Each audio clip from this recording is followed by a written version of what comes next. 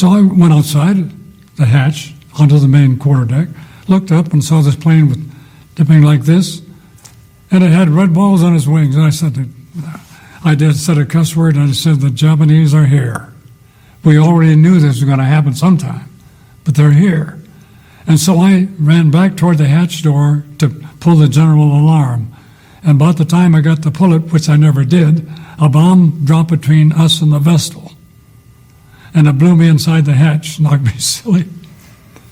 And I, of course, that set off the wildfire. The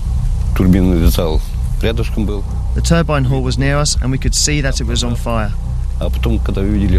We saw flames and sparks coming out from under the pipes. It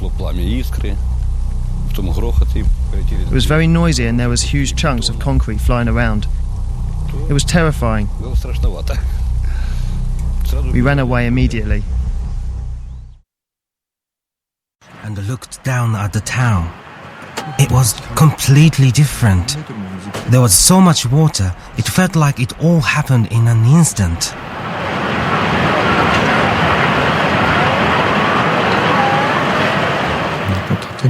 The sound of buildings crashing against each other. The sound of wooden structures crunching.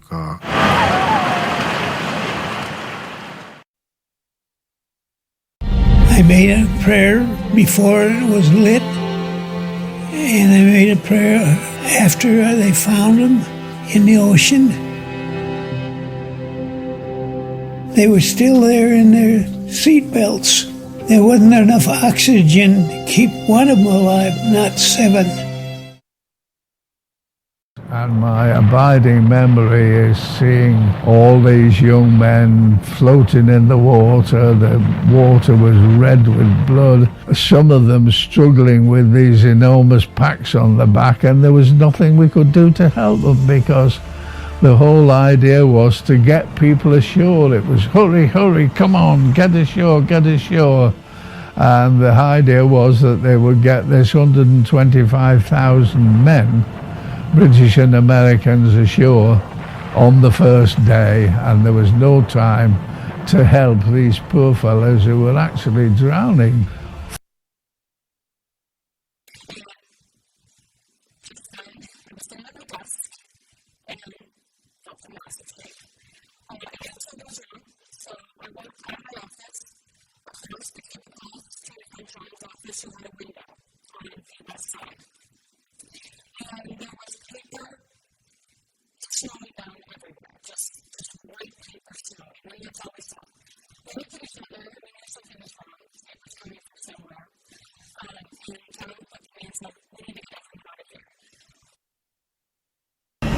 And then all of a sudden I heard this explosive noise over my right shoulder.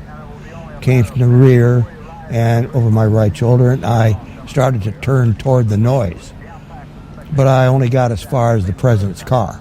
And I saw what happened in the car. Saw the president, he grabbed at his throat and he moved to his left, and I knew something was wrong. So I jumped off my position from the follow-up car and ran toward the presidential car with the intention of getting up on top of the back of it, to form a shield up on the top of the back of the car so that no further damage could be done to it. Their skin was peeling off and hanging, and at first I saw some, and I thought they were holding something, or the rag or something, but that was really skin. We got at the top of the hill and got her started up and running all right, and Will laid down to fly it, steered with his arms and feet. Barney said, "Let's go," and we shoved it off. And he was yelling all the while, "Let's go, let's go."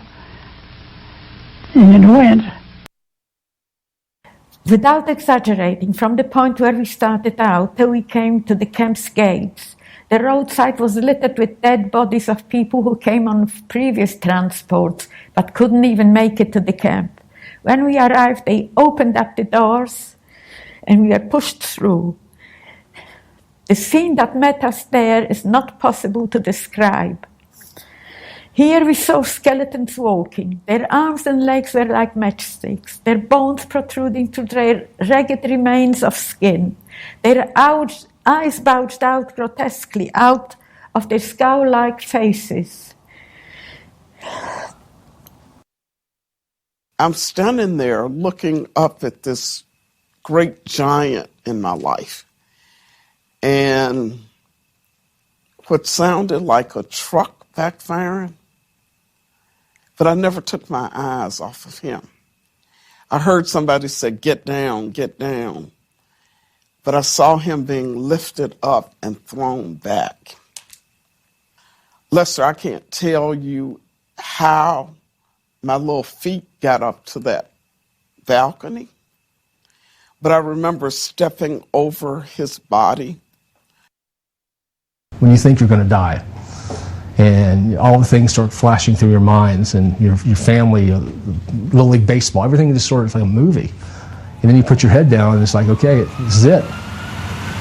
But then all of a sudden you hit, and you go back, and all of a sudden you see light come through the window, and it's like, yeah, I got a shot.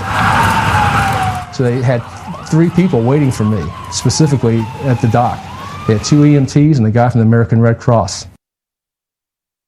I was at home working on the house and didn't realize what was happening. When I sat down in front of the TV and saw the border opened, I actually thought it was a fictional movie. I couldn't believe it. I kept wondering, how did they film that? What an exciting movie. But when I switched channels, it was always the same, and that didn't make sense.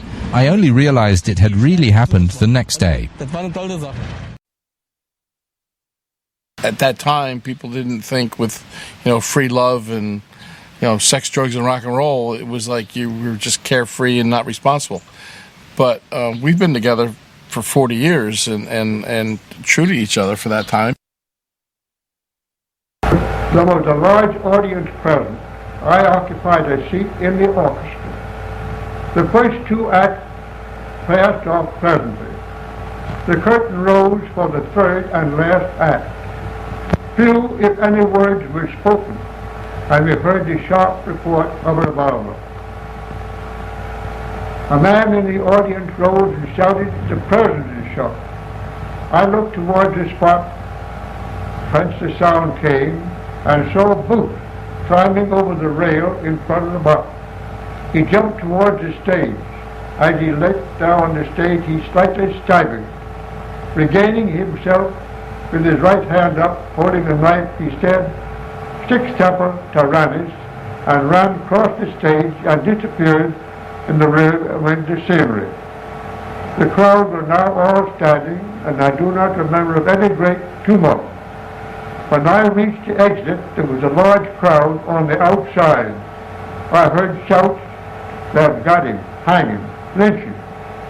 I sought refuge on a porch directly opposite the theater. In a little while, men carrying the body of the president entered the same house, and I stepped aside that they might enter.